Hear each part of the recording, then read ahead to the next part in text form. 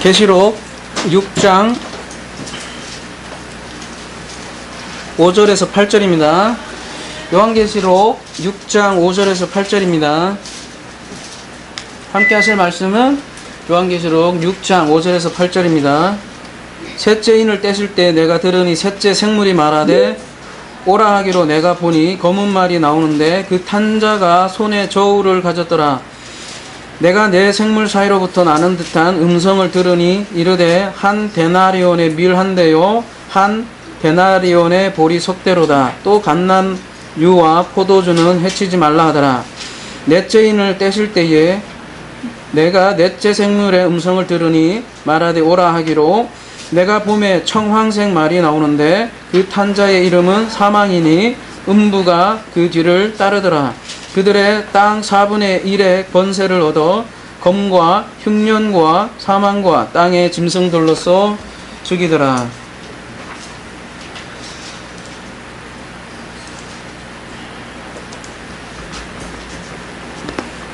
지난주는 우리는 그 7인을 떼자 일어나는 일들에 대해서 함께 알아봤습니다. 그 인을 떼는 것은 그 아노이고라는 단어로 쓰인다고 그랬죠. 그래서 아노이고가 쓸릴 때는 이렇게 하늘문이 열리고 복음이 열리고 예수 그리스도께서 입을 열어 가라사대 했을 때 산상순에서 그 입을 열어 가라사대 할 때 열어가 아노이고였습니다. 그리고 예수님께서 그 세례를 받으실 때 그 모습이 그럴 때 하늘문이 열릴 때 아노이고를 꼈습니다. 그래서 아노이고 즉 인을 떼는 것은 다름이 아니라 그 복음이 열리는 것이라는 것을 지난주에 우리가 알아보았습니다. 그래서 인을 뗀다는 것은 다른 어떤 공포 호러물을 우리가 연상하기 쉬운데요. 그러한 것들이 아니라 하나님 나라가 시작될 때 일어나는 현상들이라고 하겠습니다. 역사적으로는 우리가 복음이 예수님께서 오셔서 확연히 열어주셨죠. 예수님께서 오심으로 하나님 나라가 열렸는데 복음이 전파될 때 무슨 일이 일어나냐면 유대주의와 전쟁을 하는 모습으로 나타났습니다. 그리고 그 유대주의와 전쟁을 하는 그 결과죠. 역사적으로 하나님께서 보여준 그 그림으로 결과가 무엇이냐면 그 예루살렘 성전을 완전히 파괴됨으로써 그동안 유대인들이 그 섬겨왔던 그 율법주의 겉으로 그 형식들이 다 없어지는 모습을 예루살렘 성전이 파괴됨으로써 완성되었죠. 이루어졌죠. 그래서 예수님께서 예언하셨던 부분이 이루어지는 부분이 예루살렘 성전 파괴로 그 증명이 된 것이죠.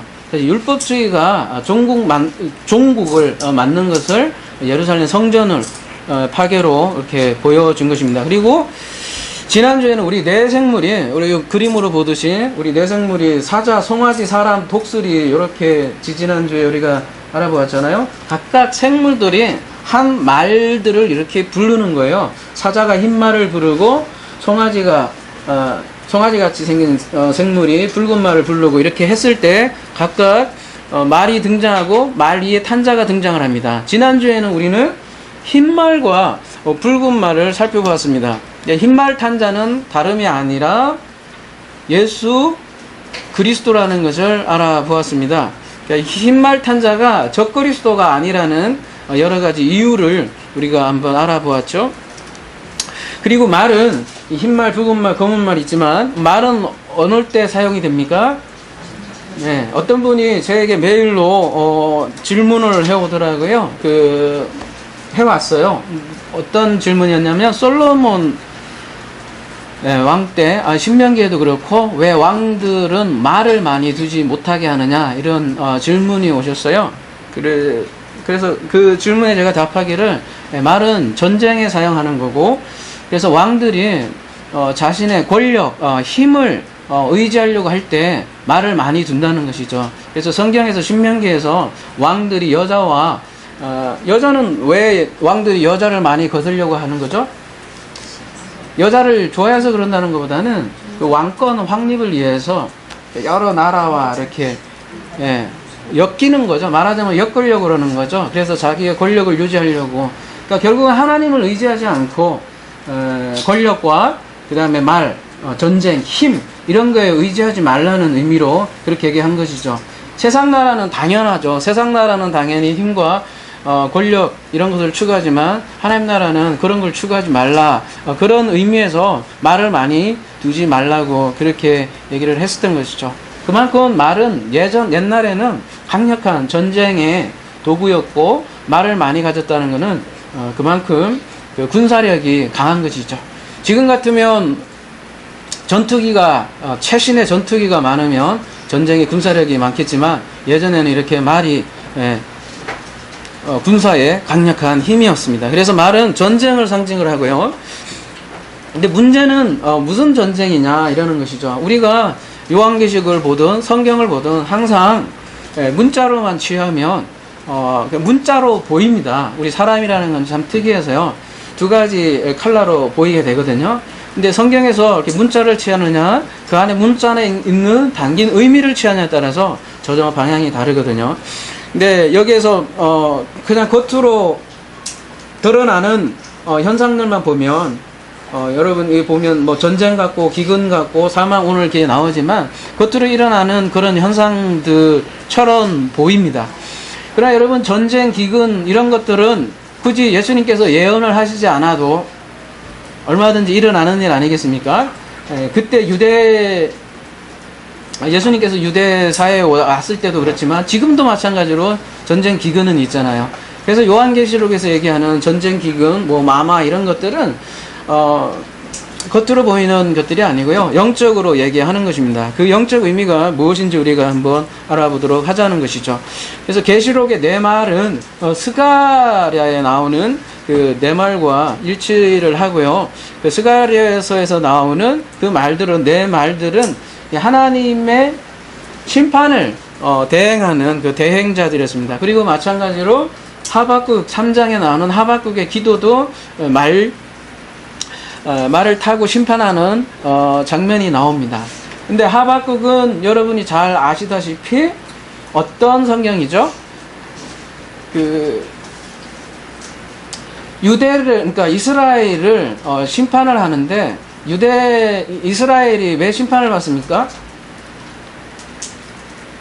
거기에 의하면 악하기 때문에 심판을 받는다고 그렇게 표현이 나오는데 더 악한 바벨론에 의해서 유다가 침공당한다는 그런 장면이 하박국이죠. 그래서 하박국 내용은 무슨 얘기냐면 유다가 공격을 받는 것, 갈대아에 의해서요, 공격을 받는 것을 예언한 거예요.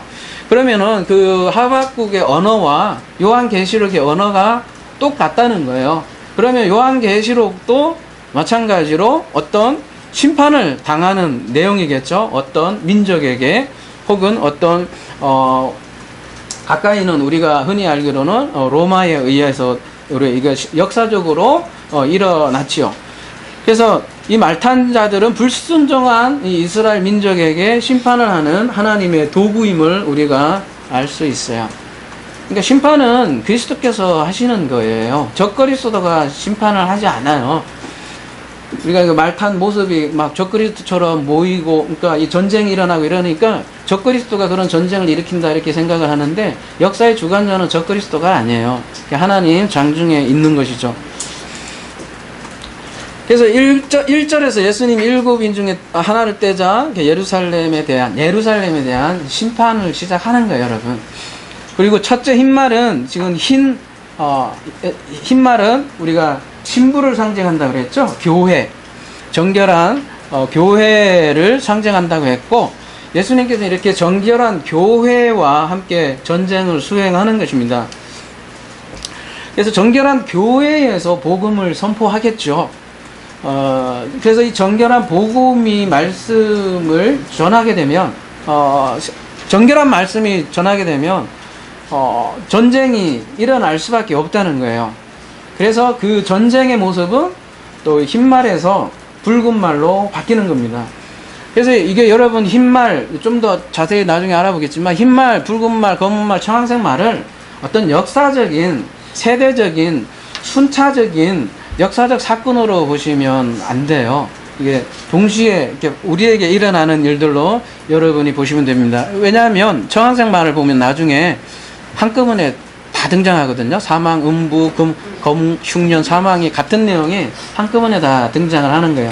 동시다발로도 일어날 수 있고, 우리 신앙생활에 있어서 우리가 흰색 정결한 말에서 우리가 붉은 말도 될 수도 있고, 검은 말도 될 수도 있고, 마지막 청황색 말도 될 수 있어요. 아무튼 우리가 복음이 선포되면요, 정결한 흰 복음이 선포되면 전쟁이 일어나는데, 그 전쟁의 모습을 붉은 말로 표현을 한 것입니다. 그래서 예수님께서도 이런 말씀을 하셨죠. 마태복음 10장 34절에 보면, 내가 세상에 화평을 주려 온 줄 생각하지 말라. 화평이 아니라 뭐를 주러 왔다? 네, 검을 주러 왔다. 그 말씀의 실현이죠. 예수님께서 화평을 주러 온 것이 아니라 검을 주러 왔다. 이 말은 빛이 어둠에 비추면 전쟁이 있기 마련이라는 거죠. 그리고 지금 새 언약이죠. 예수님께서 가져오신 거는 새 언약이 선포되면 옛 언약과 전쟁을 할 수밖에 없다라는 것이 붉은 말의 표현입니다. 그리고 실제로 유대주의자들과 교회 복음과 실제로 굉장히 논쟁이 있었죠. 초대교회 역사를 보면. 그래서 진리와 비진리가 정말 치열하게 전쟁을 했습니다.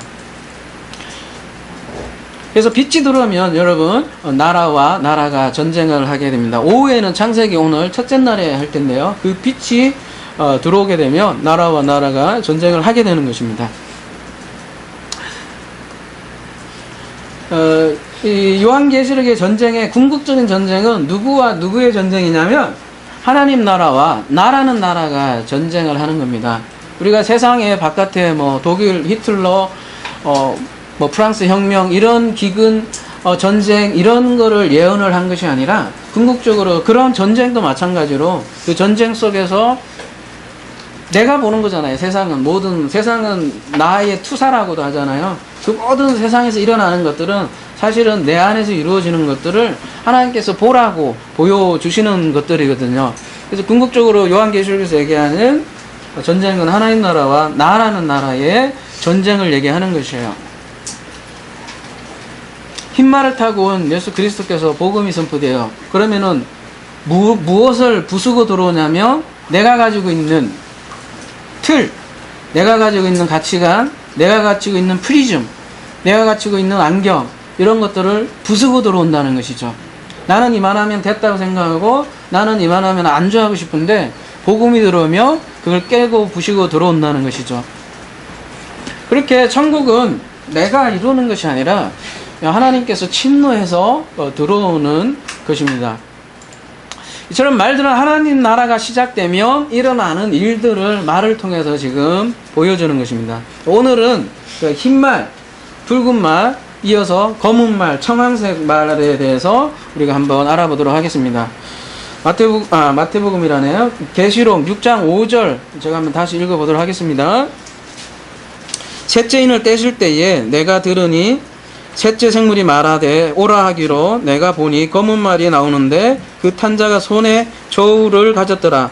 내가 네 생물 사이로부터 나는 듯한 음성을 들으니 이르되 한 데나리온의 밀 한 대요 한 데나리온의 보리 석 대로다. 또 감난유와 포도주는 해치지 말라 하더라. 두 절의 말씀에 대해서, 그러니까 셋째 인에 대해서 저희들이 한번 알아보도록 하겠습니다. 셋째 인을 떼자 무슨 생말이 나옵니까? 검은 말이 등장을 하고요. 검은 말의 탄자가 손에 저울을 가지고 있습니다. 그 저울을 가지고 있고 그 다음에 뭐라고 하냐면 이 네 생물 사이로부터 나는 음성을 듣는다고 이렇게 되어 있고요. 그 음성은 그 소리는 뭐라고 되어 있냐면 한 데나리온의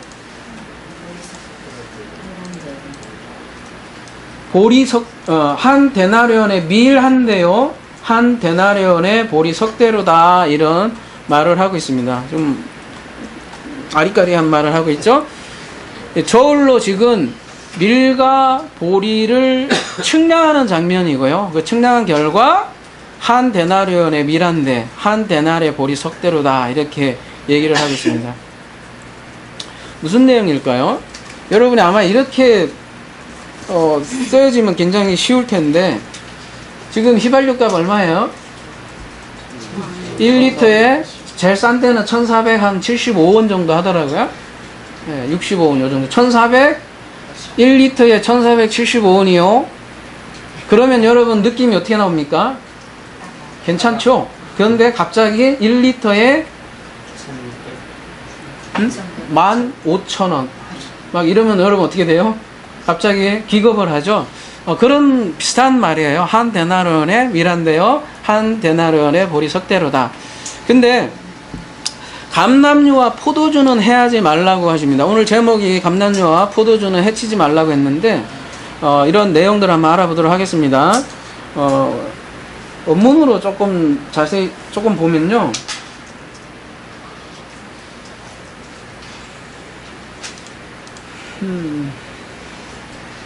해치지 말라는 단어만 좀 보도록 하겠습니다.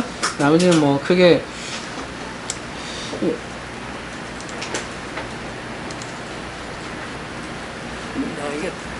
해하지 말라 이러니까 해치지 말라니까 잘 안 다가오니까요. 아디케오라고 되어 있는데요. 부당하게 되다, 잘못하다, 상하다, 해치다, 범죄자가 되다, 불공평하다 이렇게 되어 있는데요. to do wrong 이렇게 되어 있는데 상하게 하다, 잘못하다라는 뜻이고요. 계시록에서는요, 용례를 쭉 보시면요, 대부분은 심판의 의미로 사용을 되고 있어요. 그래서 해하지 말라는 심판하지 말라라는 내용하고 똑같아요. 그래서 밀과 보리는 지금 아디케오, 뭔가 잘못되어 있다는 거예요. 그래서 아디케오는 심판이 마땅하다라는 것이죠. 그러면 밀과 보리가 단순히 우리가 아까 같이 뭐 이렇게 기름 휘발유처럼 그런 걸 뜻하다면 심판할 이유가 없겠죠. 그래서 다른 어떤 뜻이 있을 거라는 것이죠. 근데 감람류 포도주는 심판하지 말라 이렇게 얘기하고 있습니다. 그러면 우리가 이 밀과 보리 그리고 감람류와 포도주가 뭔지 알면 이 검은 말이 행하는 일, 검은 말이 하는 일이 무엇인지 알 수 있을 것 같아요. 지금 검은 말 탄자가 지금 뭐를 가지고 있냐면 저울을 가지고 있습니다.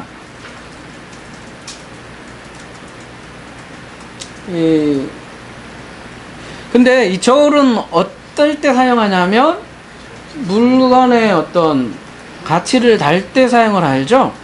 그래서 이 저울로 본문은 밀보리, 감람류, 포도주 이렇게 가치를 측정하고 있는 거죠. 근데 여러분 한 되라고 되어 있는데요. 어디에 있죠?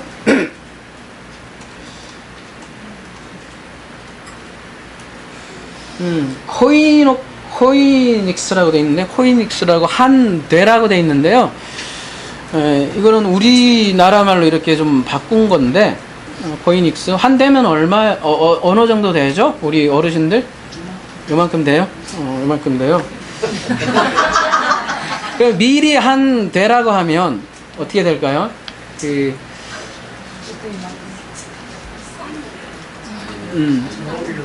저울로 그 정도밖에 안 된다.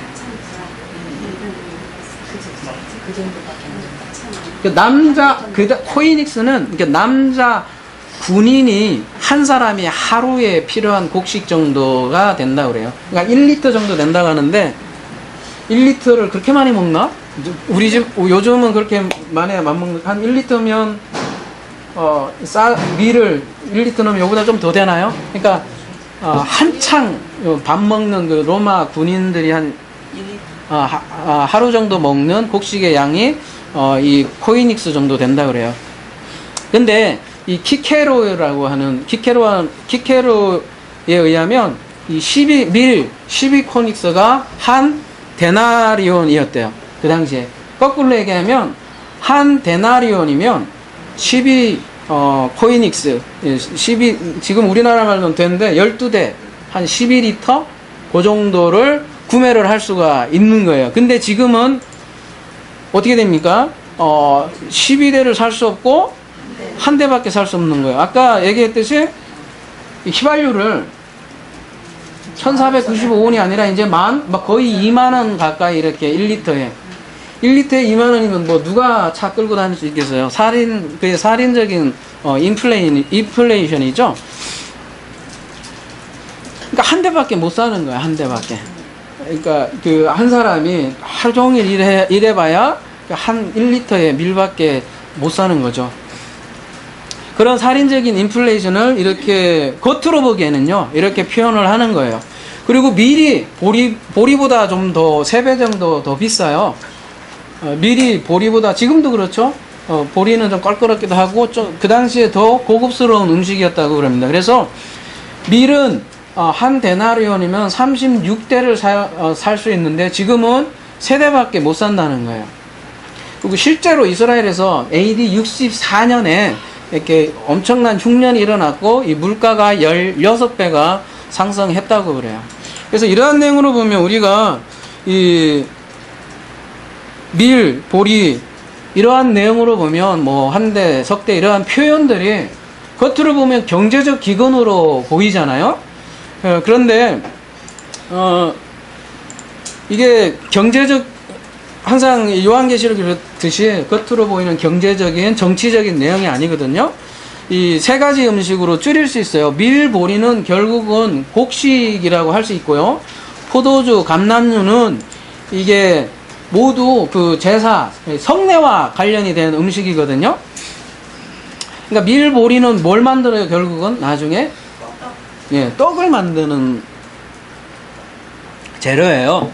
그래서 이 3가지는 떡, 포도주, 감람류라고 이렇게 우리가 말할 수 있고요. 제가 예전에 한번 말씀드린 것 같은데 요셉이 감옥에서 2사람을 관리를 만나요. 하나는 떡 맡은 관원장과 또 하나는 술 맡은 관원장을 만나요. 그러면서 그들이 꿈을 꾸잖아요. 근데 그 꿈을 해석해 주는데 결국 나중에 누가 죽게 돼요? 둘 중에 하나가 죽게 됩니다. 떡 맡은 사람이 죽어요. 왜 하필이면 술 맡은 관원장이 아니라 떡 맡은 관원장이 죽을까요? 뭐 죽었으니까 죽었다 이렇게 하면 할 말은 없지만 성경에는 이렇게 항상 메시지가 담겨 있는 거예요. 역사보다 더 중요한 거는 역사 안에 담긴 메시지를 주기 위해서 주는 것이죠. 왜 그랬을까요? 항상 일단 일정한 메시지가 있습니다. 저희들이 포도주에 대해서 우리가 한번 BMW 시간에 나눈 적이 있지 않습니까? 포도주가 어떤 음식이라고 그랬어요? 일단 노화를 우리가 어떻게 판단을 했었죠? 이렇게 비방하고 할 이유가 없었다고 그랬죠. 노화는 왜요? 노아라는 이름 자체가 안식이잖아요. 그 안식을 성취한 사람이고, 노아의 8가족, 새 창조죠. 새하늘과 새 땅에서 그 안식을 누리는 사람이 먹는 음식이 포도주라고요. 그것도 자기 집에서 장막 안에서 자기가 포도주 먹고 안식에 거한 자에게 함이 그걸 이제 블레임한 거죠. 뭐라고 한 거죠. 성경의 원리에 어긋나는 거죠. 노아는 비방받을 이유가 전혀 없어요. 당연히 그 천국에 거한 자는 포도주를 먹는 거예요, 여러분. 그래서 포도주는 마지막 음료로 이렇게 상징을 됩니다. 그에 비해서 떡은 뭐냐면 우리가 아침에 먹는 음식이라고 그래요. 알파의 음식이라고 그래요. 그래서 떡은 알파의 음식, 포도주하고 감람류는 오메가 음식이라고 그래요. 이 감람류도 마찬가지로 우리가 감람나무에 대해서 좀 알아봤었죠. 그때 감람나무는 어떤 것의 상징이라고 그랬었죠? 네, 좀 더 알아보도록 하겠습니다. 그래서 이 요셉의 이야기는 그 떡 맡은 관원장이 죽고 술 맡은 관원장이 사는 내용을 통해서 요셉의 얘기를 하는 거예요. 결국 나중에 요셉이 술 맡은 관원장으로 등장을 하는 거죠. 그래서 요셉, 우리 성경은 항상 이 원리입니다. 우리의 옛사람은 죽고 새 사람으로 부활하는, 그러니까 옛사람은 죽고 새 창조되는, 새 창조 얘기가 성경의 모든 내용이죠. 그러니까 옛 하늘은 사라지고 새 하늘에 사는 내용이 성경의 내용이죠. 그래서 따라서 이 포도주는 종말론적인 성격을 가진 거고 안식과 관련된 거고, 자세하게는 다 다루기에는 시간이 너무 걸리기 때문에 제가 지난주 저번에 BMW 때 저희가 그런 말씀을 나눴죠. 신명기 29장하고 신명기 14장의 내용이 다르다고. 신명기 24장은 포도주를 먹지 말라 그러고 신명기 14장에서는 포도주를 먹으라 이렇게 나와요. 무슨 차이라고 그랬었죠? 예, 장소가 달랐던 거죠. 먹지 말라고 했던 거는 신명기 29장은 어디에 있을 때 먹지 말라고 그랬어요? 광야에 있을 때는 먹지 말라고 그랬고 신명기 14장에서는 약속의 땅에 들어가면 너희들이 마땅히 포도주를 먹어라 이렇게 명령을 하고 있어요. 그러니까 포도주는 가나안에 들어갔을 때 먹으라는 음식이에요. 안식이 성취됐을 때 맛보는 음료가 포도주인 거예요. 그래서 예수님께서 요한복음에 보면 첫 번째로 행하신 표적이 가나의 혼인잔치에 이게 결례물이라고 해서 이게 뭡니까? 율법이죠? 율법의 물이죠? 율법의 물을 가득 채우고 그거를 뭘로 바꾸냐면 포도주로 바꿨죠. 왜 포도주로 이게 바뀌는 장면이 제일 첫 번째 이렇게 다 등장을 할까요? 포도주가 바로 그 결혼잔치에 등장하는 음료잖아요. 그리고 성경에서 결혼잔치라고 하면 신랑과 신부가 만나서 기쁨의 음료잖아요. 그 천국의 그 기쁨을 먼저 선포를 하기 위해서 천국의 혼인잔치가 제일 처음에 이렇게 등장을 하는 것이죠. 그리고 그러니까 요한복음 그렇게 포도주로 끝나고 마지막 포도주로 끝나죠. 나중에 예수님께서 어떻게 돼요? 포도나무 난 것을 내가 아버지 나라에서 새 것으로 마시는 날까지 마시지 않겠다 이렇게 말씀하시고 십자가에서 다 성취하시고 마지막으로 마시는 장면이 나오죠. 그렇게 해서 요한복음은 포도주로 끝나고 포도주로 시작하고 포도주로 끝나는 장면이 요한복음이라고 할 수 있겠습니다. 정리하면 포도주는 종말의 음료라는 거예요. 그리스도를 만나는 날, 그러니까 성령의 때, 아니면 신랑을 만나 결혼잔치 먹는 음료, 기쁨의 음료, 이런 게 포도주라는 거예요. 그러니까 약속이 우리가 가나안 땅에 들어간다고 우리가 천국이 아니라, 거기가 가나안 땅이 아니라 내가 사실은 가나안 땅이 되는 거죠. 약속의 땅은 어디 팔레스타인 저것에 있는 곳이 아니라 성경은 내가 가나안 땅이 되는 거죠. 그 가나안 땅이 될 때 먹는 음료가 이 포도주라는 거예요. 그러면 어떻게 됩니까? 오늘 말씀에 의하면 포도주는 심판하지 말라 이러는 거니까 당연하죠. 이제는 당연히 심판하지 말아야 되죠. 감람유는 어떻습니까? 감람유는 올리브라고 그랬습니다. 올리브유. 근데 그 히브리어에서 자하브라고 해서 금도 그 기름이라는 뜻이 있어요. 잠깐 볼까요? 제일 처음에 금이 나오는 장면이 어디냐면은 창세기 2장 11절에 보면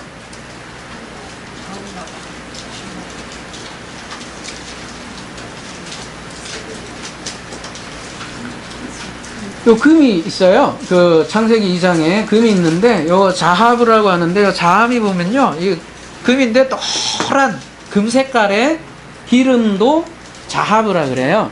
왜 그러냐면 여러분 올리브유가 파랗게 해서 금과 같이 이렇게 귀하게 생긴 게 올리브예요. 기름을 짜면 이 금 색깔이 나오거든요. 근데 여러분 이 올리브가 어디에 쓰이냐면 성전의 모든 기물은 그 조각목이라고 하죠. 거의 쓸모없는 조각목에 이 올리브유를 싹 발라줘요. 싹 발라주고 그 위에 또 최종적으로 뭘 더 칠하냐면 뭘까요? 금으로 싹 칠하는 거죠. 올리브하고 금으로 싹 칠하는 거죠. 왜 그렇게 금으로 그 올리브유와 금을 이렇게 칠할까요? 변하지 않죠. 금은 변하지 않고 또 올리브는 어느 때 쓰는 거예요, 여러분? 제사장에게 기름 부을 때. 여러분 메시아가 무슨 뜻이냐면 그 기름을 붓다 이런 게 메샤 그게 메시아거든요. 그거를 신약 성경에 신약에 와서 헬라어로는 뭘까요? 그게 그리스도예요. 그래서 그리스도는 다른 것이 아니라 기름 부음을 받은 자가 그리스도죠. 그래서 사실은 이 구약의 메시아 개념은 사실 다윗도 메시아고 솔로몬도 그런 의미에서 메시아흐죠. 그래서 이 기름을 왜 붓냐면 이 기름을 금이고 또 금은 변하지 않는 하나님을 뜻하고 그래서 이 기름은 성령을 뜻하는 것입니다. 그래서 성령을 왕이 될 때 기름을 부어준다는 것은 이 성령을 부어준다는 뜻입니다. 그래서 정리하자면 그리고 그 올리브 기름은 그 성막의 등대의 빛으로 계속 이렇게 타잖아요. 그때 올리브유고. 그래서 끊임없이 우리가 내 안에 그러니까 성령으로 충만해야 된다는 것을 성막에서 그렇게 가르치고 있는 것이죠. 정리하면 감람유하고 포도주 둘 다 결국은 마지막 성령과 관련이 되어 있습니다. 그래서 새 창조라고 할 수 있겠죠. 우리가 세상에 한번 태어나면 옛사람이 있고 새 사람이 있는 거예요. 그래서 반드시 한 번은 거듭나야 된다는 거예요. 거듭나야 된다는 거. 그렇게 거듭나는 것을 새 창조라고 그래요. 그래서 이 새 창조를 대표하는 그 메타포가 그러니까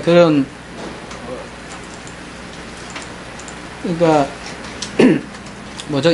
그 제사에 들어가는 이 음료, 그 다음에 기름이 감람유하고 포도주라는 거예요. 그래서 해치지 말라, 심판하지 말라는 거예요. 무슨 얘기냐면 거듭난 자는 심판이 되지 않는다는 거예요. 그래서 이 밀과 보리는 전쟁에서 살아남지 못해요. 여기서 이제 인플레이션이라는 그 그림으로 요한계시록에서는 설명을 하고 있지만 그 안에 있는 내용은 바로 우리에게 일어나는 그 심판을 지금 얘기하는 것이죠. 기근에 시달린다는 거예요. 밀과 보리는. 이 밀과 보리를 다른 말로 하면 뭐라고 할 수 있을까요? 네.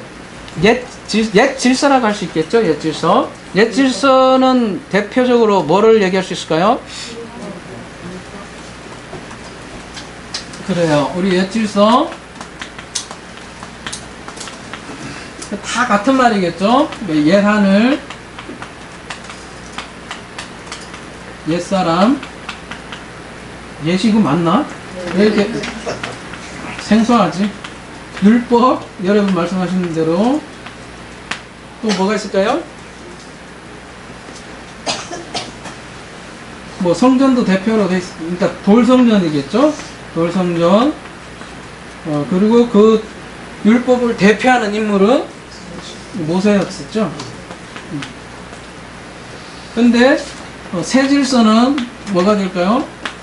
그럼 요거 반대로 하면 되겠죠? 새 하늘, 새 땅, 새 사람, 율법은 복음, 진리, 은혜 이렇게 가겠죠? 돌성전에서 뭘로 마지막으로 변하죠? 우리 몸성전이 되겠죠? 그 다음에 모세는 여호수아로 들어가겠죠? 여호수아는 신약에 오면 예수죠. 성경 전체가 이렇게 이중구조로 되어 있습니다. 그리고 오늘 밀과 보리로 그거를 대표로 그냥 이렇게 얘기하는 거고요. 여기는 감람유, 포도로 이렇게 상징을 하는 것입니다. 그래서 우리가 이런 상징을 잘 읽어야 될 것 같아요. 이런 상징을 읽지 못하면 계속 어떤 전쟁이 나는 거를 예측을 하려고 들어요. 그래서 거짓 선지자들이 와서 맨날 하는 예측하는 게 뭐예요? 북한이 얼마 전에도 그런 거 예언하신 분 있죠? 북한이 작년이었죠? 작년. 네. 오, 그거 주의면서 익명으로 작년에 겨울 작년에 북한이 쳐들어온다 이렇게 항상 이렇게 사람을 겁주고 겁먹이고 그러는 게 이게 자꾸 이게 문자로 취해서 사람들을 협박하는 거예요, 여러분. 그런 거에 좀 우리가 미혹되지 않았으면 좋겠어요. 그리고 설령 우리는 성도된 우리는 전쟁이 나더라도요. 예? 우리는 그런 게 대해서 두려워하지 물론 뭐 누가 겁을 안 낼 사람이 있겠지만 그렇게 너무 그리스도인이 너무 막 그런 전쟁에 대해서 너무 공포스러워 한다는 자체가 좀 이상하지 않아요? 자기 목숨이 하나님께 달려있고 또 죽으면 또 어때요? 막말로 더 좋은 나라가 있는데요.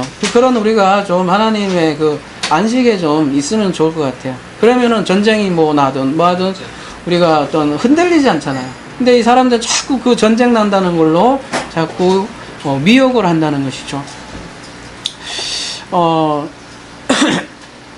그래서 우리가 지금 검은 말은 무슨 얘기냐면, 검은 말은 이 옛 질서, 옛 하늘, 옛 사람, 율법, 돌성경, 모세, 이 옛 질서가 차츰 기근이라고 그랬습니다. 그러면 차츰 굶주려가는 거예요. 이렇게 줄어드는 거예요. 창세기 강했다기지만 밤이 되니 낮이 되는 과정. 점점 비근으로 여기서는 줄어들어 가고요. 차츰 굶어가고요. 반면에 새 질서의 상징 포도주하고 감난주는 새하늘, 새 언약은 보호받을 거라는 거예요. 그러니까 떡 굽는 여기 떡 굽는 관원장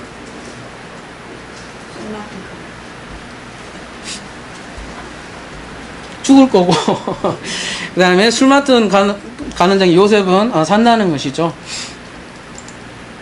그래서 왜 모세는 가나안에 못 들어갔습니까? 그런 질문을 많이 하시잖아요. 사실은 뭐 지팡이 하나 이렇게 두들긴 것 같고 진짜 너무 불쌍하잖아요. 40년 동안 그렇게 봉사를 하셨는데 왜 못 들어가셨겠어요? 바로 이런 성경의 전체적인 일관성을 위해서 그렇게 못 들어가실 수밖에 없죠. 그리고 여호수아로 들어가잖아요. 결국은. 그래서 언약과 관련이 있기 때문에 모세가 못 들어가는 거예요. 그래서 옛 언약은 굶주릴 수밖에 없고 굶주려 갈 거예요.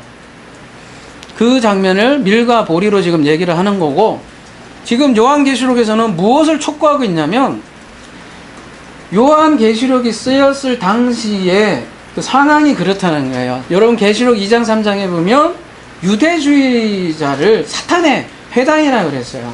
그러니까 끊임없이 그 복음에 대적을 해서 자꾸 과거로 돌아가려고 그런 거예요. 자꾸 율법주의로 돌아가려고 하는데, 옛 시절이 좋았다, 옛 언약이 좋았다, 그때로 돌아가자 이렇게 했을 때예요. 근데 요한은 지금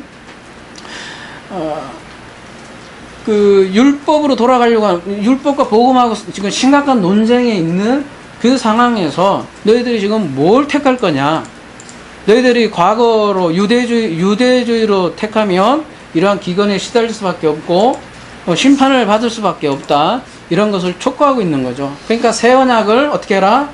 따라라. 그걸 촉구하는 것이죠. 여러분에도 그런 많은 지금의 유혹도 있을 거예요. 어떻게 보면 유대주의자로부터 벗어났잖아요. 벗어났고 또 새로운 길을 위해서 어떻게 향해가 있는데, 우리의 습성이라는 것은 계속해서 과거를 생각을 하게 돼요. 과거에 뭔가 열심히 했을 때가 뿌듯했고 뭔가 열심을 한 것 같은데 지금 별다른 게 많이 안 하는 것 같아. 그게 이상한 거예요. 굉장히 불안하고, 여러분 안에 여러분이 누구한테 말씀을 안 하시지만 불안하고 계실 분이 많은 것 같아요. 난 뭔가 좀 해야 될 것 같은데 이래도 되는가 그렇게 그런 내면적인 갈등이 있는 것이죠. 지금도 그런 싸움이 있는 거예요. 여러분, 하나님은 우리 자녀들에게 안식하길 원해요. 안식하길 원해요. 우리가 뭔가 해서 하나님께 이쁨 받으려고 하는 것이 아니라 하나님이 우리에게 주시는 것, 그 은혜대로 그대로 살기를 원하는 거예요. 하루하루 일용할 양식을 우리가 받아서 살기를 원하시는 것이죠. 지금도 그 싸움은 계속 되고 있는 거예요.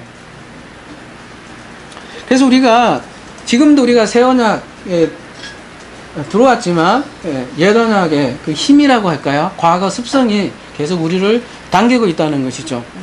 그래서 그 새 언약을 따르지 않으면, 흰 말은 검은 말로 변하는 거예요. 흰 말은 붉은 말에서 검은 말로 이렇게 변해버리는 것이죠.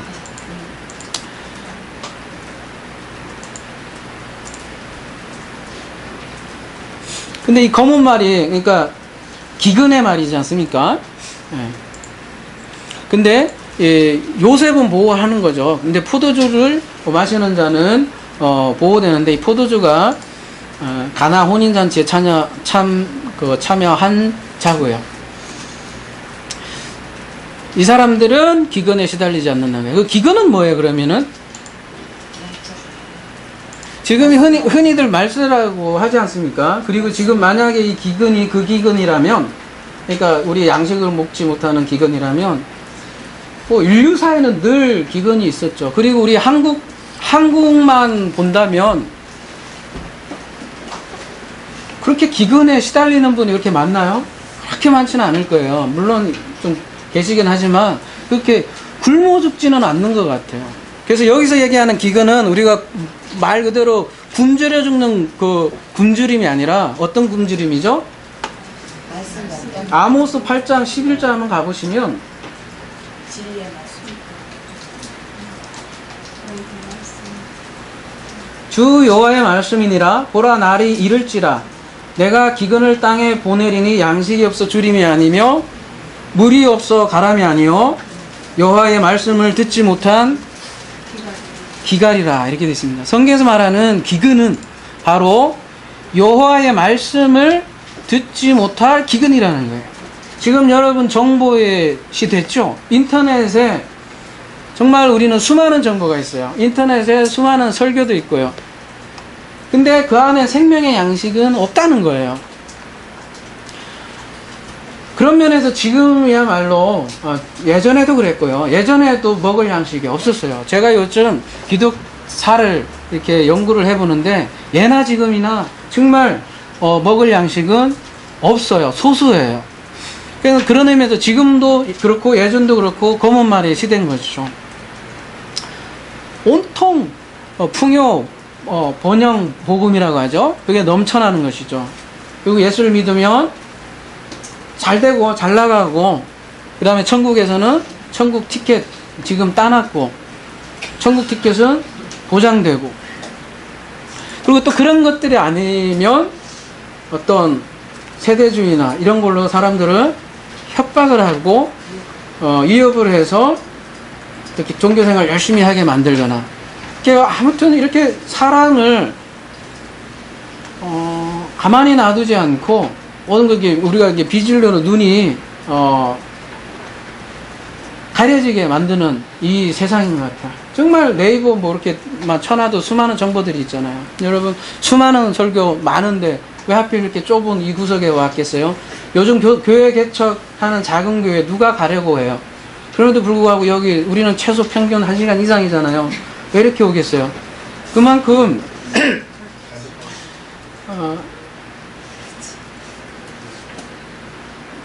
갈급한 거예요. 예, 맞아요. 근데 그 갈급한 거에 비해서 실질적으로 의외로 그렇게 말씀을 기갈을 해갈해주는 말씀이 의외로 적다는 거예요.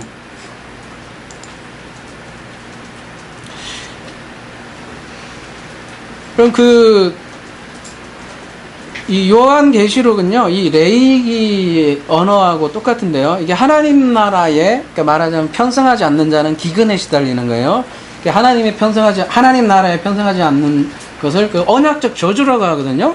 그래서 레이기 18장 한번 가보시면요. 레이기가 우리가 율법서라고만 우리는 이해하는데, 사실 레이기에 이미 예언이 다 되어 있어요. 예언서라고 해도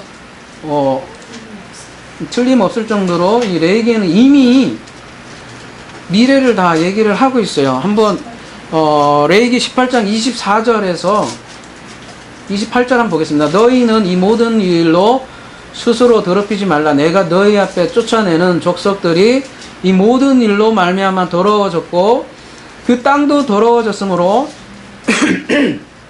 내가 그 악으로 말미암아 벌하고 그 땅도 스스로 그 주민을 토하여 내느니라. 그러므로 너희 곧 너희 동족이나 혹은 너희 중에 거류하는 거류민이나 내 규례와 내 법도를 지키고 이런 가증한 일을 이래 하나라도 행하지 말라. 너희가 전에 있던 그 땅 주민이 그 모든 가증한 일을 행하였고 그 땅도 더러워졌느니라. 너희도 더럽히면 그 땅이 너희가 있기 전 주민을 토함같이 너희를 토할까 하노라. 이게 무슨 내용입니까? 너희도 더럽히면 그 땅이 너희가 있기 전 주민을 토함과 같이 토할 거다. 이렇게 해서 땅에서 쫓겨난다는 얘기예요. 왜? 어떻게 하면 그 땅, 가나안 땅에서 섬기는 신, 너희들이 섬기면 너희들도 그 땅에서 쫓겨날 것이다. 가나안 땅에서 섬기던 신이 어떤 신이었죠? 저번에도 말씀드렸지만 바알과 아세라예요.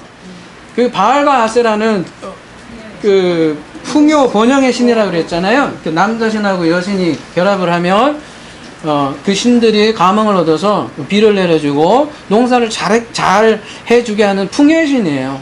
이 풍요의 신은 예나 지금이나 없어지지 않아요. 여러분 열왕기 상하에 보면 개혁가들이 와요. 개혁가들이 나타나요. 왕이 개혁을 해요. 그래서 아무리 개혁을 잘해도 하나 없어지지 않는 게 하나 있었어요. 뭐였었죠? 다른 건 다 부숴, 다른 우상 다 깨고 했는데도 항상 한 개 남았던 건 뭐냐면 산당이었어요. 산당. 예. 이 산당이 뭐냐면 지금으로 얘기하면 무당 비슷한 거고 이 풍요 번영의 신이 항상 남아있던 거예요. 이거는 어떻게 하지 못했던 거예요. 지금도 마찬가지로 예, 지금도 그런 신을 신기면 예, 지금 땅에서 너희들을 토해낼 거다 이런 얘기를 하는 것이거든요. 그리고 이게 언제 이 예언이 성취됩니까? 결국은 바벨론 포로되는 걸로 이게 예언이 성취가 됐죠. 바벨론 유수요. 그리고 이 언약적 저주는 사실은 이미 에덴에서 보여졌죠. 왜요? 선악과를 취해서 에덴에서 쫓겨났고 그 에덴의 반복이 사실은 바벨론 포로로 끌려가는 게 되는 거죠. 그림이 똑같아요. 그러니까 에덴 추방이나 바벨론 유수나.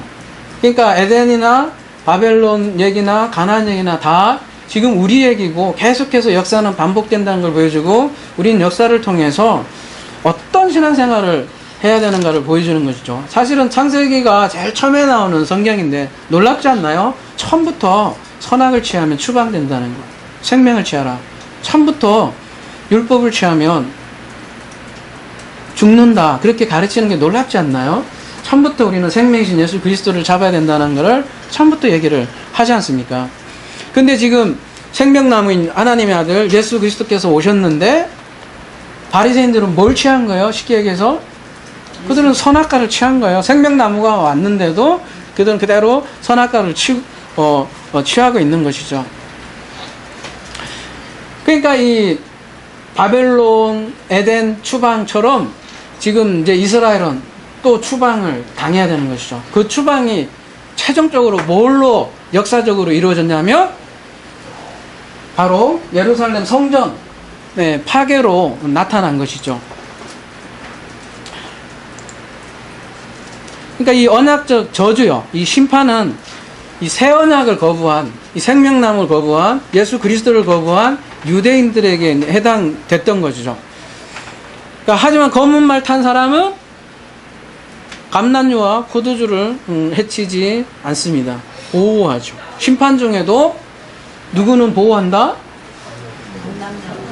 예, 바로 성도들은 보호한다는 거예요. 언약의 자손들, 복음의 자손들은 해할 수가 없다는 것이죠. 그래서 성도들에게 심판은 곧 뭐죠? 구원인 거예요. 그래서 이 심판, 환난, 핍박 이런 데서 벗어나지 않는다는 것이죠. 환난이 일어나도 성도들에게는 그것이 곧 구원인 것입니다. 자, 우리가 저울에 대해서 잠깐 한번 알아보도록 하겠습니다. 이 저울은 지금 포도주하고 감람유는 이게 저울을 이렇게 딱 달아도 문제가 없다는 거예요. 이 저울은 성경에서 그 저울과 함께 등장하는 게 추예요. 추 아시죠? 네. 그 레위기 한번 가볼게요. 저울의 의미를 잠깐 살펴봐야 될 것 같아요. 레위기 19장 36절에 가보시면요. 공평한 저울과 공평한 추와 공평한 에바와 공평한 흰을 사용하라. 나는 너희를 인도하여 애굽 땅에서 나오게 한 너희 하나님 여호와라. 욥기 31장 6절 가볼게요.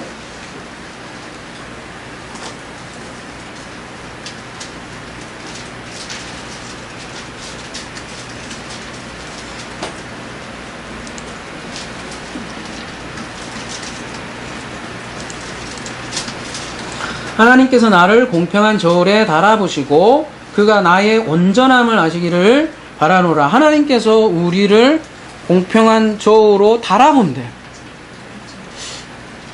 왜 달아볼까요? 잠언서 11장 1절. 속이는 저울은 여호와께서 미워하시나 공평한 추는 그가 기뻐하시노라. 저울을 사용하려면 그러니까 이제 추가 필요하죠. 추가 없는 저울은 아무 필요가 없죠. 미가서 6장 11절 한번 가보도록 하겠습니다. 내가 부정한 저울을 썼거나 주머니에 거짓 저울추를 두었으면 깨끗하겠느냐. 많은 사람들이 이런 문장을 보면 대부분은 우린 정직하게 살자. 우리는 장사할 때 그 거짓 저울추를 속이지 말라 이렇게 적용을 하죠. 물론 여러분 속이지 마십시오. 근데 성경에서 이 저울의 개념은 우리가 경제적으로 뭔가 이렇게 속이지 말라 그런 개념이 아니라 어떤 개념이 있냐면 저울이 두 가지가 이렇게 있잖아요. 이렇게 해서 한쪽으로 이렇다 쳐요. 그래서 한쪽으로 기울어지면 뭐가 안 맞는 거잖아요. 근데 이쪽이 하나님의 말씀이라고 한다면 내가 가지고 있는 그 말씀을 이렇게 잰다는 거예요. 그래서 한쪽으로 이렇게 기울어지면, 그러니까 하나님의 말씀하고 내 말이 호몰로그예요. 같은 말씀. 그것을 시인이라고 하거든요. 그러니까 시인은 그냥 내가 겉으로 아멘 믿습니다 이게 시인이 아니라 호몰로그. 그러니까 하나님의 말씀과 내가 같아야 되는 거죠. 똑같은 마음, 똑같은 말씀을 가지고 있을 때 저울에 달았을 때 똑같다고 얘기하는 것이거든요. 근데 지금 밀가보리는 하나님의 말씀과 이렇게 달아보면 어떻게 돼요? 이게 평행이 안 된다는 거예요. 근데 지금 감람유와 포도주는 이렇게 딱 다르면 하나님이 가진 말씀과 같다는 얘기예요.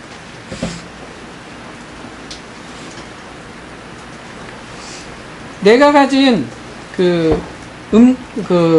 음식이 밀가보리면 그냥 겉에 거 중심이 아니라 하나님은 중심을 보신다고 했잖아요. 겉에 거만 그냥 달게 되면 하나님의 무게하고 맞지 않다는 거예요. 그러면 기근에 빠진다는 거예요. 근데 그 말씀이 포도주 감람유며 기근에 시달리지 않는다. 그런 거죠. 에덴의 용어로 얘기하면 선악과 하나 더 있겠죠? 이거는 생명. 하나님은 이 생명을 주기 원하는데 사람들은 항상 성경 말씀을 보면서 하여튼 어떻게 내가 뭔가를 이 성경 말씀으로 세상을 바꿀까, 혹은 내가 어떻게 좋은 성품을 가져서 만들까, 항상 이런 쪽으로 가요. 모든 종교가 그렇잖아요. 근데 하나님은 그걸 원하지 않는다는 거예요. 하나님은 그 생명 자체를 발견하길 원하는 거죠. 그러면 그 생명이 우리를 움직여 간다는 것이죠. 이게 작동 원리가 다른 거예요. 출발 원리가 다른 거고, 방향 원리가 다른 거고. 율법이 악한 게 아니죠. 율법이 악한 게 아닌데 그거 자체에 빠지면 그렇게 되게 돼 있어요. 그래서 요한복음 1장 17절에 보면은 율법은 모세로 말미암아 주어진 것이요 은혜와 진리는 예수 그리스도로 말미암은 것이니라. 이렇게 율법과 은혜와 진리를 요한은 구분해서 설명을 해주고 있는 거예요. 그래서 우리가 가지고 있는 말씀이 여러분 곰곰이 그런 부분을 점검을 해야 될 것 같아요. 내가 가지고 있는 말씀이 아직도 선악과를 따먹고 있는지 아니면 생명나무인지 점검을 해야 될 것 같습니다. 그러려면 어떻게 해야 됩니까? 요한계시록에서는 계속해서 성령이 교회에게 하시는 말씀을 들어라. 그렇게 얘기를 하고 있는 것이죠. 듣는 사람만이 감난유가 되고 포도주가 돼서 심판을 받지 않는다는 거예요. 그런 사람들만이 매일 일용할 양식을 구하고 그 일용할 양식이 하늘에서 내리는 것이죠. 그날 주는 양식이죠. 그러한 양식을 가지고 있는 자는 기근에 시들리지 않는다는 거예요. 기근. 매일매일 주기도문에 대해서 매일매일 일용할 양식을 구하니까 매일매일 하나님께서 공급하시니까 기근에 시달리지 않는 것이죠. 여러분 엘리야 때에 3년 6개월 동안 이스라엘에 비가 내리지 않았어요. 근데 언제 비가 내립니까? 3년 6개월 동안 비가 안 내렸는데 엘리야 바알 선지자와 엘리야가 전투가 일어났죠. 그러면서 바알 그 선지자들을 엘리야가 무찔렀죠. 450명이었나요? 480이었나요? 850이었나요? 제가 850대 1 이렇게 생각을 해서 바깥에 우리가 이제 전투 사실은 엘리야가 850의 선지자를 무찔렀을 때 비가 내렸거든요. 왜 그렇게 표현을 했을까요? 왜 그런 말씀으로 주어졌을까요? 우리도 마찬가지예요. 이 바알과 바알 선지자와 엘리야 선지자가 밖에 있다고 생각하시면 안 돼요. 우리 안에 내 안에 사실은 바알 선지자가 850대 1의 비율로 바깥에도 있고요, 여러분. 바깥에도 이 비율이 이렇게 850대 1, 이 비율이라고요. 그러니까 굳이 얘기하면 이렇게 가르치는 지금으로 얘기하면 목사 되나요? 이렇게 가르치는 선지자가 850이면 감람 포도주를 주는 목사가 1밖에 안 된다는 거예요. 그러니 어때요? 세상 전체는 기근에 시달리는 거예요. 그리고 이 비율과 마찬가지로 내 안에도 마찬가지로 그만큼 850대 1의 비율로 있는데 내가 이거를 멸했을 때 비가 확 온다는 것이죠. 내 안에 바알 선지자가 있다는 거예요. 내 안에 여전히 이세벨이 지원해주는 그런 바알 선지자들이 있다는 것이죠.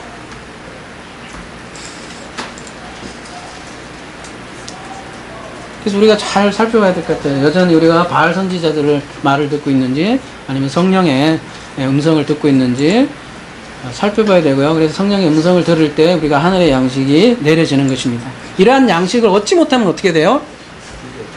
당연하죠. 이제 사람이 음식을 못 먹으면 어떻게 돼요? 죽습니다. 그래서 그 다음 이제 장면이 마지막 장면이 돌아가도록 하겠습니다. 요한계시록 6장 7절 8절 넷째 인에 대해서 우리가 알아보도록 하겠습니다. 넷째 인을 떼줄 때에 내가 넷째 생물의 음성을 들으니 말하되 오라 하기로 내가 보매 청황색 말이 나오는데 그 탄자의 이름은 사망이니 음부가 그 뒤를 따르더라. 그들이 땅 4분의 1의 권세를 얻어 검과 흉령과 사망과 땅의 짐승들로서 죽이더라. 이렇게 나오고 있습니다.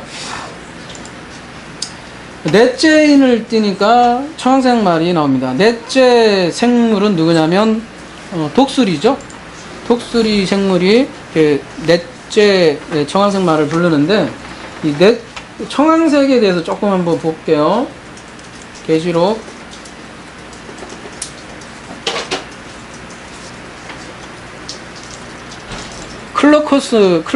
클로로스라고 되어 있는데요. 이게 녹색을 띤 또는 암갈색을 띤 창백한 이렇게 되어 있는데 the color of death horse라고 되어 있는데 암갈색이에요. 그러니까 청색과 이렇게 황색을 띠고 있는 암갈색. 여러분 그 사람 시체 보신 적 있어요? 색깔 어때요?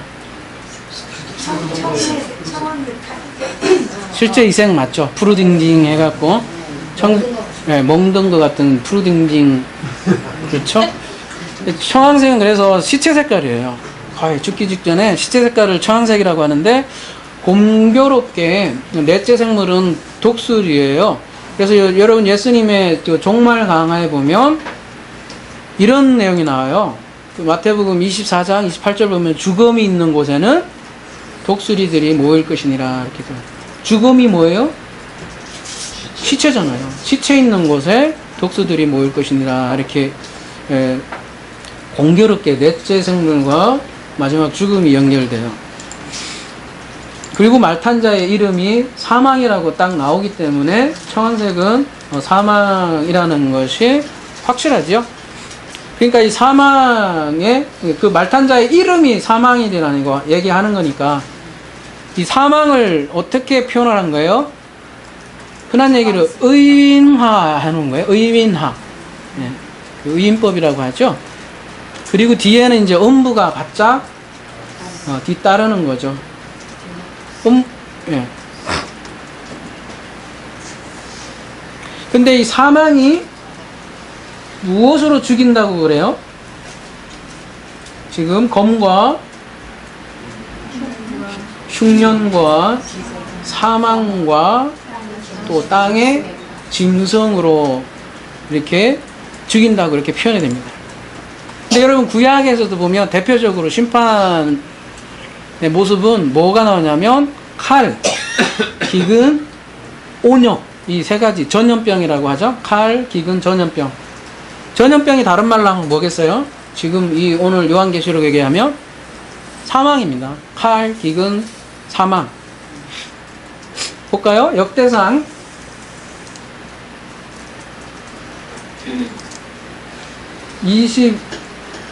21장 12절 혹 3년 기근이든지 혹 네가 석 달을 적군에게 패하여 적군의 칼에 쫓길 일이든지 혹 여호와의 칼 곧 전염병이 사흘 동안 땅에 유행하며 여호와의 천사가 이스라엘의 온 지경을 멸할 일이라고 하셨나니 내가 무슨 말로 나를 보내신 이에게 대답할지를 결정하소서 하니. 아이고 없어졌네. 자, 아무튼 여기에 칼, 기근, 전염병 이 세 가지를 다윗에게 택하는 장면이 나오죠. 그리고 그것 중에 다윗은 뭘 택했나요? 가장 짧은 거 택했는데 그게 엄청난 가장 강력한 게 돼버렸죠. 아무튼 대표적으로 기근, 칼, 전염병을 제시를 했었고 예레미야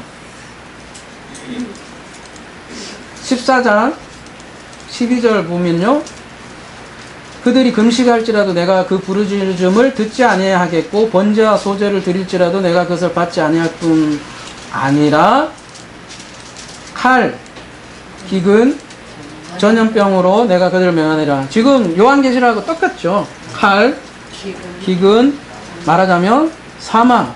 예, 이거하고 똑같습니다. 에스겔서 5장 12절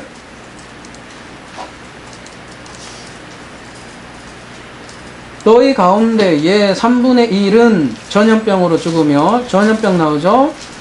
기근으로 멸망할 것이요 3분의 1은 너의 사방에서 칼에 엎드러질 것이며 3분의 1은 내가 사방에 흩어져 버리고 그 뒤를 따라가며 칼을 빼리라. 여기에도 전염병, 기근, 칼 이렇게 있습니다.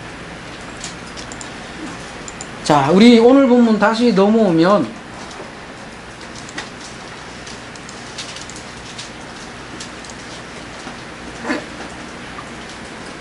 그래서 이 네 번째는 어떻게 돼요? 그 두 번째, 세 번째 내용을 어떻게 돼요? 한번 여기 가볼까요? 다 포함하죠. 범, 기근, 이거 기근이라고 쓸 수 있겠죠.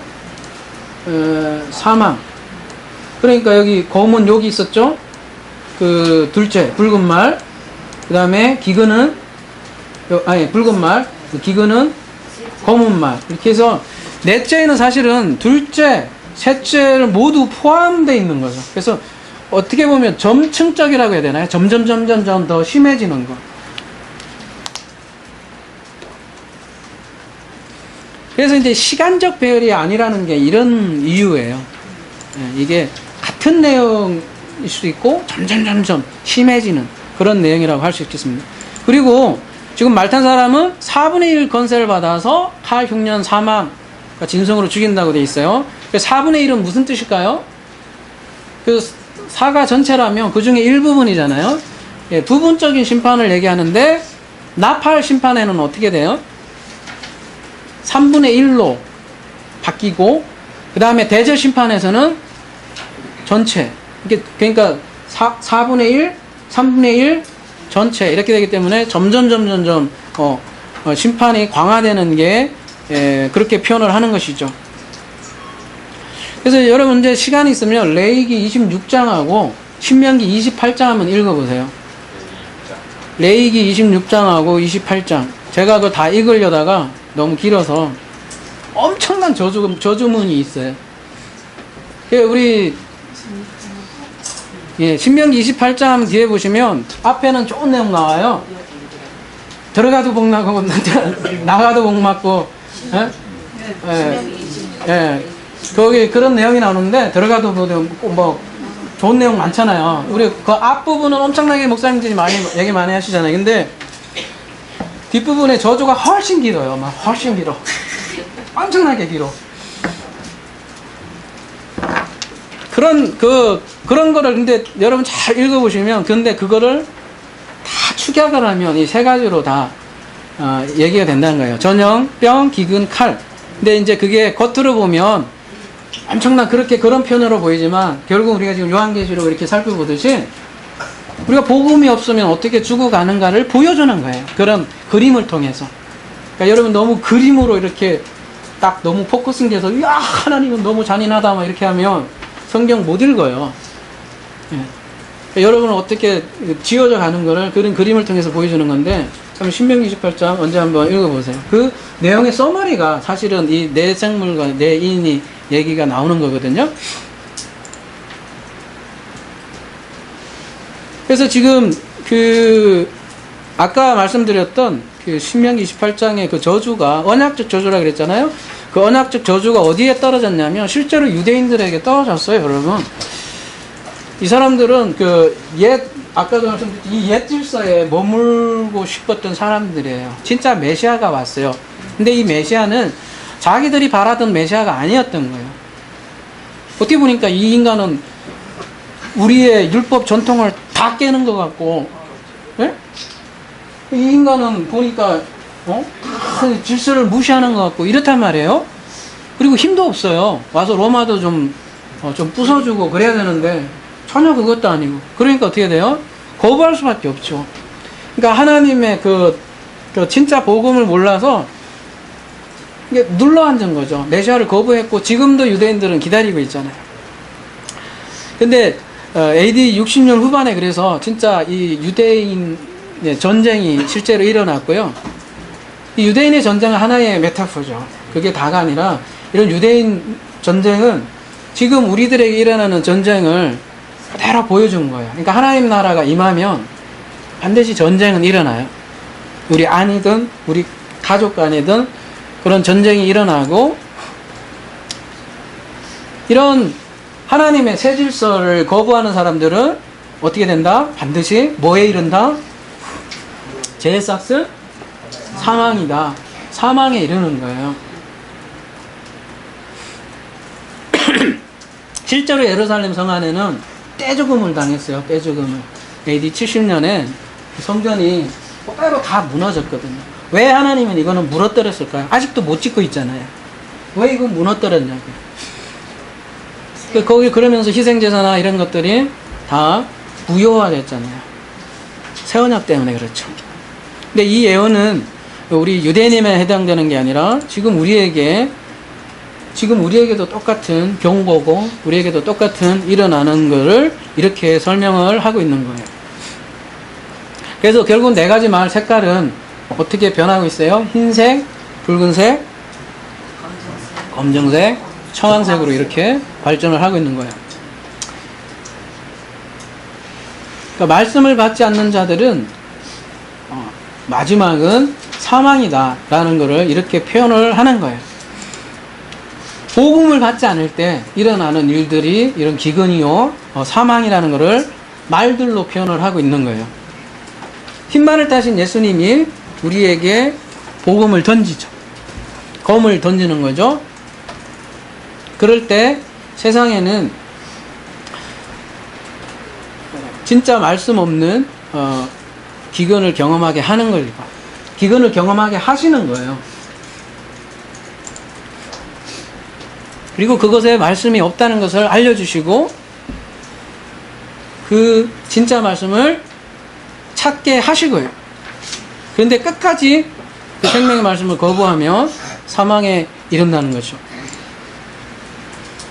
우리 출애굽을 생각을 해봅시다. 이 출애굽 사건을 생각해 보면 누가 끝까지 쉽게 얘기해서 복음을 거부했나요? 끝까지 바로죠. 예. 그 바로가 바로 나라고 제가 몇 번 말씀드렸잖아요. 우리가 바로가 될 수 있다는 거죠. 끝까지 그걸 복음을 거부하면 그 바로가 청황색 말이 될 수 있다는 것이죠. 근데 이 청황색 말은 탄자가 죽일 권세를 얻어 검과 흉년과 사망과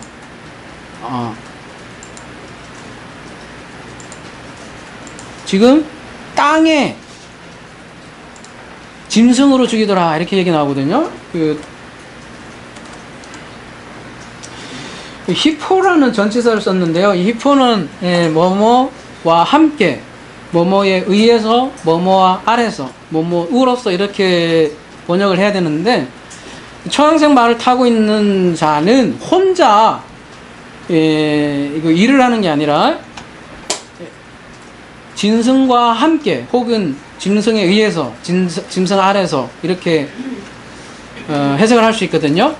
이 말은 청황색 말은 탄자가 혼자 죽이는 것이 아니라 땅에 있는 짐승들과 더불어 검과 흉년과 사망으로 4분의 1을 죽인다 이런 뜻이거든요. 그렇다면 이 짐승은 누구를 뜻하는가? 이 계시록에서 말하는 짐승은 당연히 그 짐승은 아니겠죠. 우리가 얘기하는 물리적인 짐승. 여러분 요한계시록은 감난산 강화와 똑같이 이렇게 매칭이 되어 있다고 했죠. 그래서 마태복음 24장 다시 한번 가보도록 해보겠습니다. 예수께서 성전에서 나와 가실 때에 제자들이 성전 건물을 가리켜 보이시고 지금 성전 보고 얘기하는 거예요. 대답하여 이르시되 너희가 이 모든 것을 보지 못하느냐 내가 진실로 너희에게 이르노니 돌 하나도 돌 위에 남지 않고 다 무너지니라. 성전 무너지는 것에 대해서 얘기하는 거예요.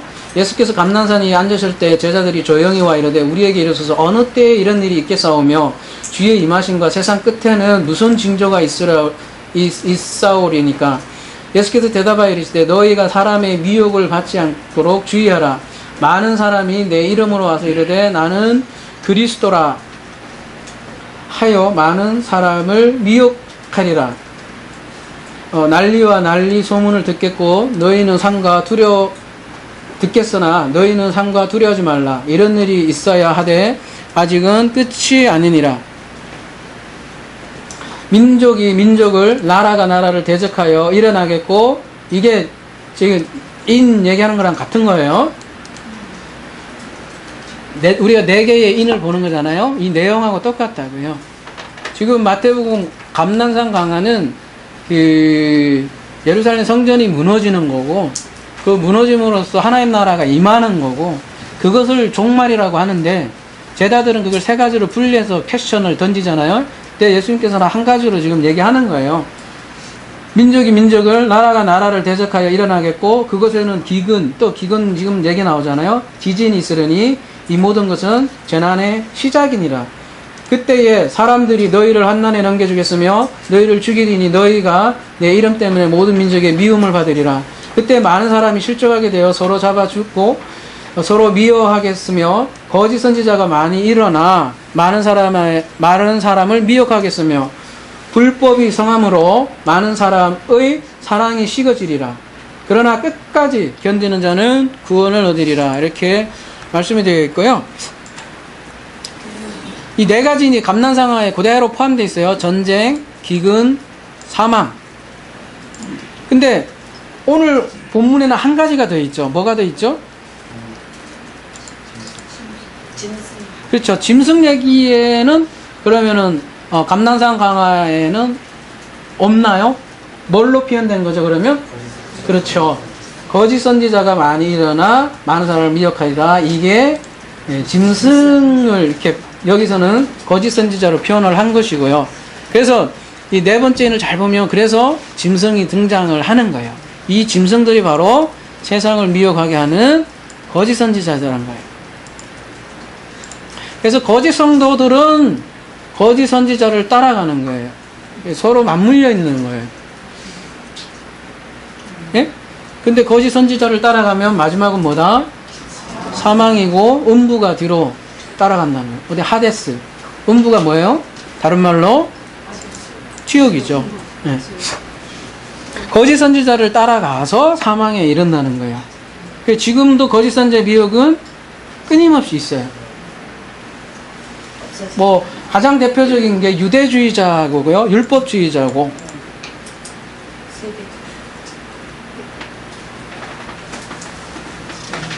그래서 그 율법주의는 아니다. 사도들 간에도 좀 싸움이 있었고 유대인과 이방인들과도 싸웠잖아요. 그래서 하나님이 율법주의는 아니다 해서 손을 들어준 게 성전을 파괴한 것이죠. 물론 로마를 통해서 부숴버렸지만 로마는 도구에 불과하죠. 또 하박국에 갈대아 하박국에 그러니까 바벨론 침공하고 똑같이 이 돌성전은 로마에 몰상당한 그림이 똑같은 거죠. 지금도 마찬가지예요. 종교생활이 옛날에 우리 예수님 당시에 유대주의하고 너무나 닮아 있는 것 같아요. 이 교회 생활이. 생명은 없고 형식만 담겨 있고 진짜 생명은 없으니까 뭔가 신비한 거를 추구를 하고 싶고 그 신비한 거를 내가 가져야만 뭔가 내가 하나님과 가까이 있는 것 같고 그래서 예수님의 이름을 외치지만 실제로는 예수님의 이름을 이렇게 외치지만 실제로는 가만히 행동들 보면 전부 다 모세의 율법과 전통 규례 이런 거 따라가는 것 같지 않습니까? 가만히 보면 또 얘기하는 거 보면요 세상 사람들하고 가치관하고 거의 비슷한 거의 다를 게 없는 것 같아요. 추구하는 것 자체가 똑같이 자기 자식의 자기의 성공과 번영과 잘됨 뭐 이런 거 다 똑같이 추구하잖아요.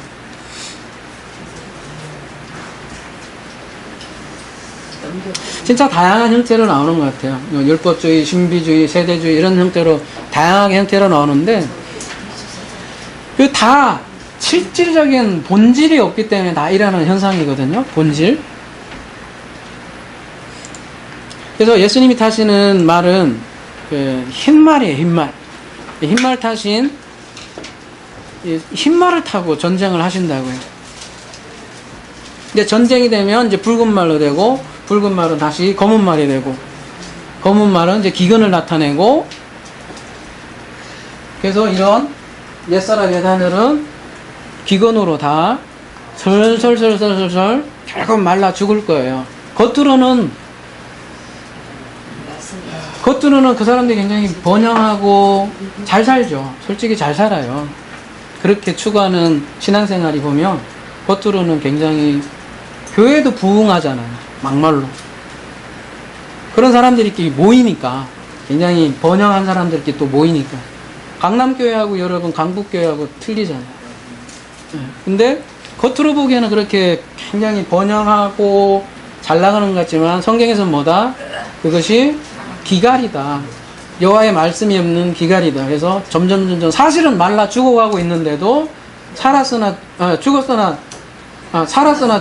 모습인데 그거를 자기가 모르고 점점 죽어가는 모습을 모르고 있다는 거죠.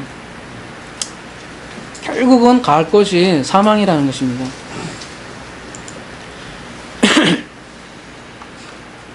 근데 감람류와 포도주는 심판하지 않습니다. 말씀을 정리할게요. 예수 그리스도를, 그러니까 똑같이 예수 그리스도의 말씀을 받아도 이걸 어떻게 취하느냐는 또 다 다른 것 같아요. 이걸 어떻게 취하느냐, 이걸 위해서 우리가 계속해서 말씀을 드리잖아요. 자, 은혜의 복음이냐, 말 그대로 자기 의에 의한 복음이냐, 복음이라고 하죠, 그것도. 본인들은. 근데 끊임없이 그거에 우리의 선악과나 생명나무에 시달리고 있는 것 같고요. 근데 지금 요한계시록은 지금 감람류와 포도주를 심판하지 않는다 그래요. 그래서 예수님을 다 믿죠. 예수님 뭐 안 믿는 교회 어디 있나요? 근데 그 예수님을 어떻게 믿느냐가 중요한 건데, 그 예언약으로, 그러니까 생명 없는 율법으로 믿게 되면 똑같이 이름만 바뀔 뿐 예수님이 또 다른 신랑이 되고 예수님이 또 다른 바알이 된다는 것이죠. 그렇게 잘못 믿는 성전은 처참하게 돌 하나 남기지 않고 무너진다는 거예요.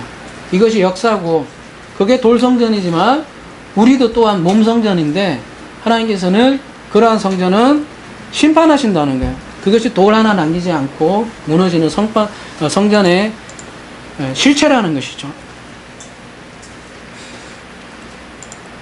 그래서 우리가 가진 말씀이 정결한 말씀이어야 돼요. 근데 이 정결한 말씀을 가지기에는 얼마나 쉽지 않은 시대인지, 수많은 설교가 난무한 시대고 진리를 말하는 것도 턱없이 부족한 세대에 있습니다. 그래서 여러분이 깨어 있어야 되고요.